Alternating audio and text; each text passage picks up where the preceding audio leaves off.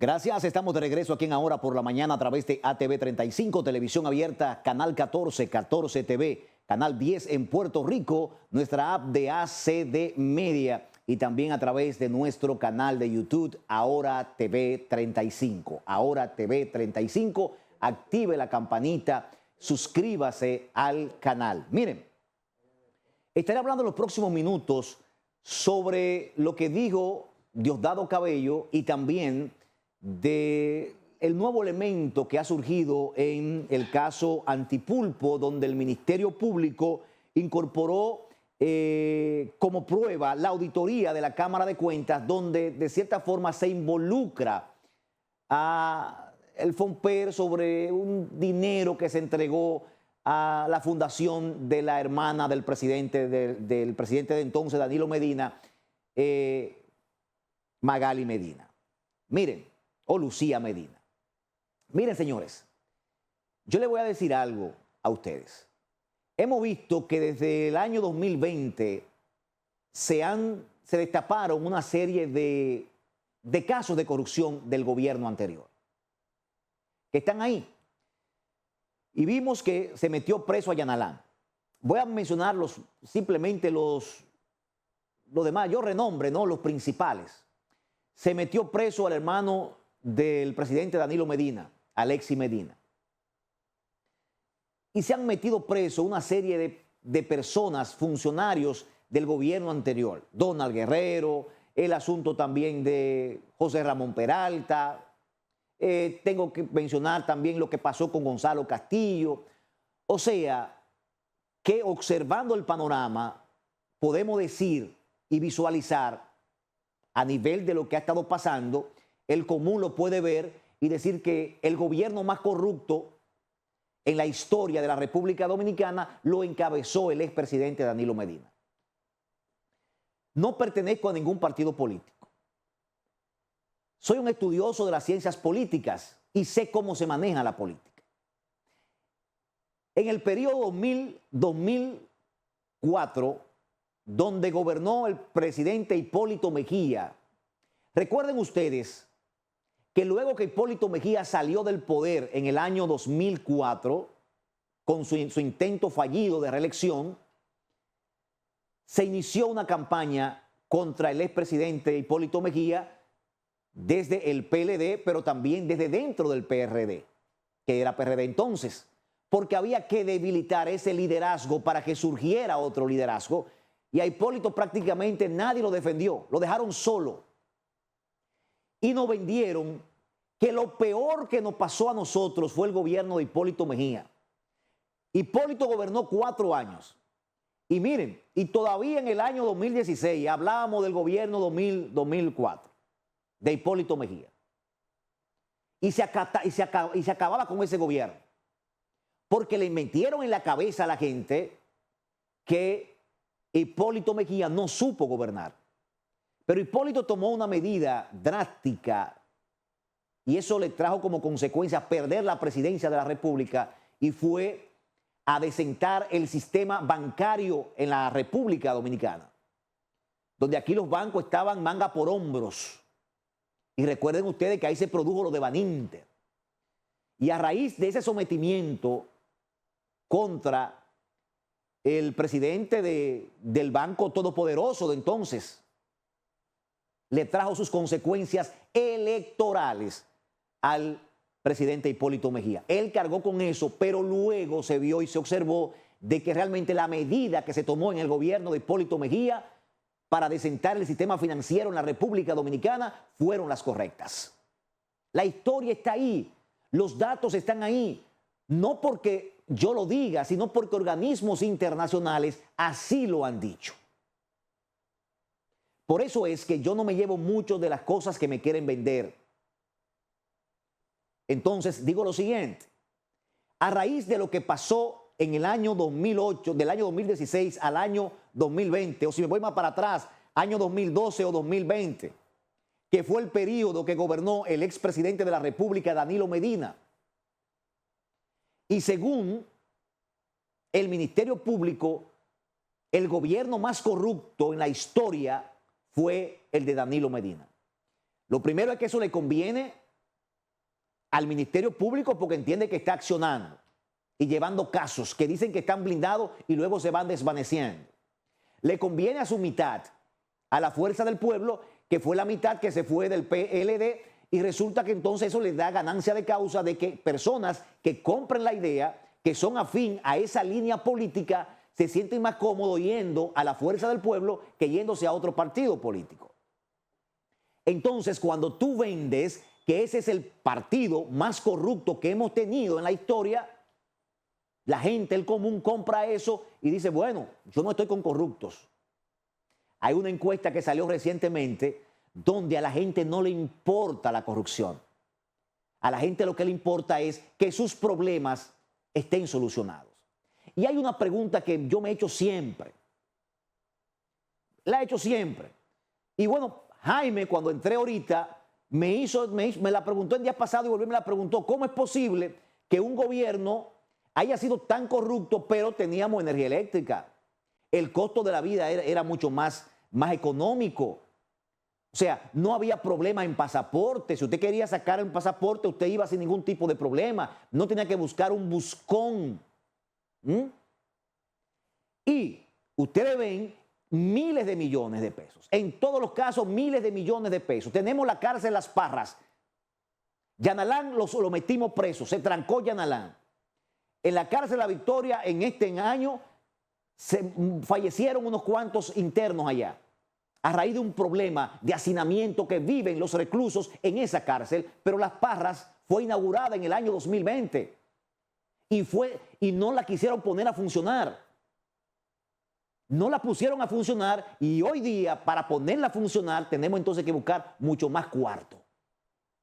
Porque es una alcancía, el Estado no le duele a nadie, lo importante es sacarle capital político a eso. Yo no sé si robaron o no. Ni sé qué tanto robaron. Ahora, en todos los gobiernos, el que esté libre de pecado que lance la primera piedra. Lo que sí sé es que teníamos una estabilidad económica, política, teníamos energía eléctrica. Hoy nosotros llegamos a nuestras casas y no sabemos cuándo hay energía eléctrica. Ayer en medio del comentario que estaba haciendo aquí, se fue la energía eléctrica.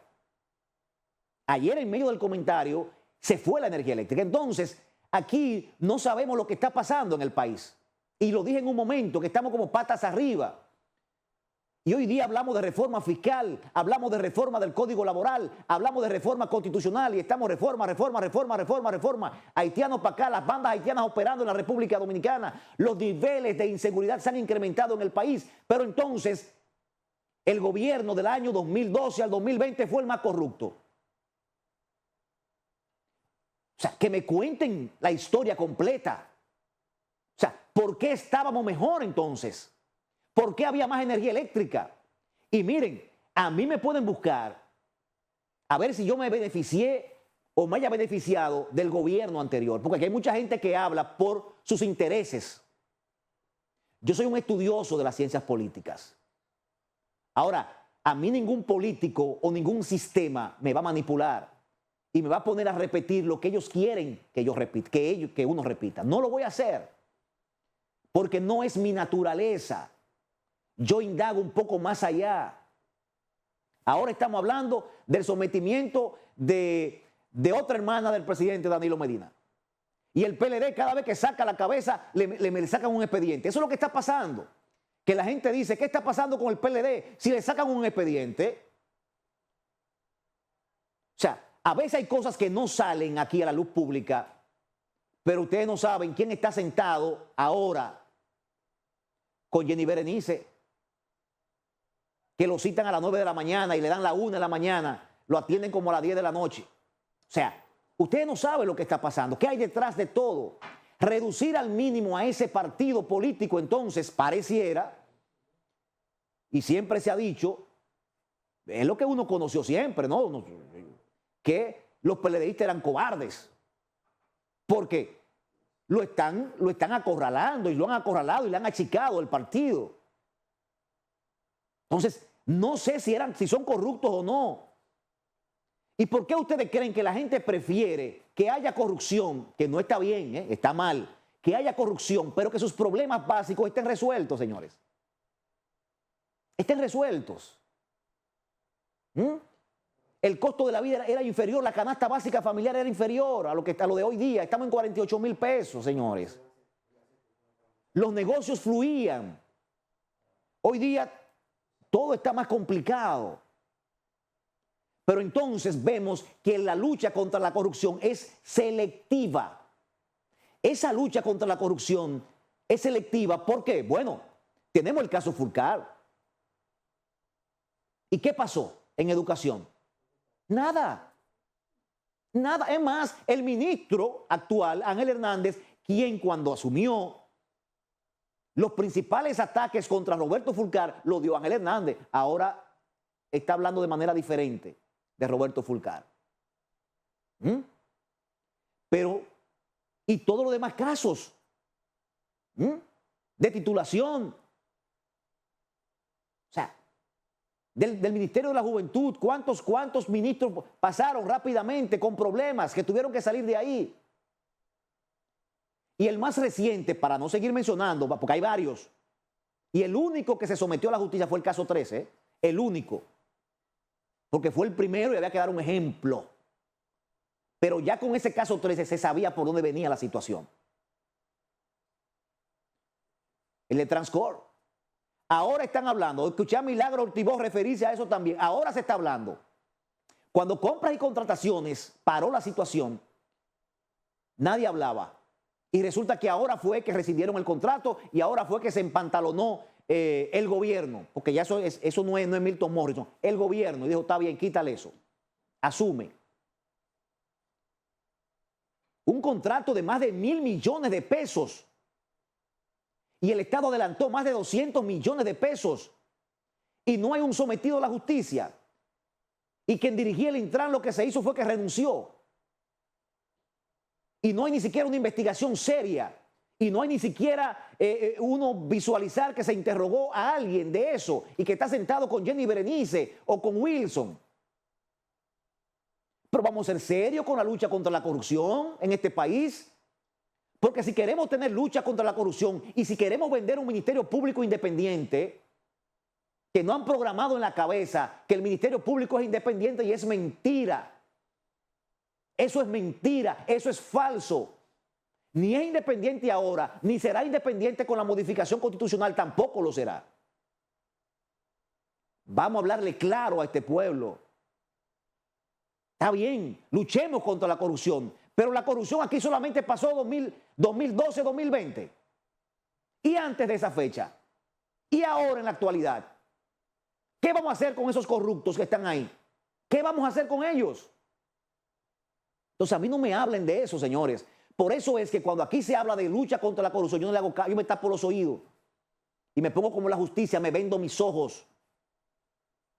Porque eso es simplemente para sacar capital político a la situación. Y lamentablemente el PLD no ha sabido defenderse. No ha sabido defenderse, lo tienen acorralado y lo van a seguir acorralando. Y pareciera que lo que están, por ejemplo, en la fuerza del pueblo son los santos, los dioses impolutos. ¡Oh! Gobernaron 12 años. Esa línea política, esa ala política del PLD. Entonces, vamos a ser justos. Vamos a hacer las cosas correctamente para que la gente confíe, para que la gente cuando se llame a un certamen electoral, la gente vaya y vote sin ningún tipo de problema, para que no haya abstención electoral, para que no exista nada de eso. Pero nadie va a defender nada, porque cuando un partido político te recibe sin ningún tipo de problema, cuando te atacan el partido corrupto, el partido más corrupto fue atacado, pero para el proceso electoral, ¿cuántos alcaldes y cuántos diputados de ese partido corrupto se fueron para el partido de gobierno? ¿Cuántos se fueron? Más de 40 de ese partido corrupto. Ustedes me están entendiendo que la cosa no es como te la pintan. Y ese show de Jenny Berenice, de Wilson, o sea, es un show más. Es un show más. Y con esto no estoy diciendo que nadie que se haya robado un peso del Estado debe ser tocado, no. Yo estoy de acuerdo que se someta a la acción de la justicia, pero a todos en igual de condiciones. Porque la justicia no es selectiva. La justicia selectiva no es justicia. Usted puede llamarle lo que usted quiera a eso, pero justicia no es. Justicia no es ni nunca lo será. Entonces, aquí todos estamos expuestos a que el Ministerio Público no haga un expediente. A mí el Ministerio Público me puede hacer un expediente ahora mismo y me pone a dar vuelta y vender ante la opinión pública que yo soy un corrupto y que soy lo que ellos quieran decir. Porque también esa es otra, que aquí le han vendido a este pueblo que lo que dice el Ministerio Público es palabra de Dios, que el Ministerio Público es quien imparte justicia, y lo he dicho en varias ocasiones, y lamentablemente un presidente de una Suprema Corte de Justicia que le faltan pantalones para defender a sus jueces, tiene que decirle a este pueblo que el Ministerio Público no es quien imparte justicia en este país, que los que imparten justicia en el país son los jueces. Y ese presidente de la Suprema Corte de Justicia debe de defender a esos jueces y decir y hablar claro. Porque la gente entiende que cuando se le canta medida de coerción a una gente de prisión preventiva, se está impartiendo justicia. No, no se imparte justicia. Se está aplicando una medida de coerción a lo que viene el juicio de fondo de ese caso. Hay muchas cosas que no andan bien. Y lo que le falta a este país es funcionarios que hayan sido electos mediante el Consejo Nacional de la Magistratura y que cumplan su función. No que se dobleguen al poder de turno y le haga el juego al poder de turno, no. Queremos gente que no se doble, que asuma su función y su rol, no importa el gobierno que esté. Y lamentablemente, aquí el poder político de turno se lo chupa todo. ¿Por qué? Bueno, porque en la República Dominicana el presidencialismo es excesivo y parece que a lo mejor alguien no es tan serio como se pinta. Y hay situaciones que se la tienen guardadita ahí y tú tienes que doblegarte al poder.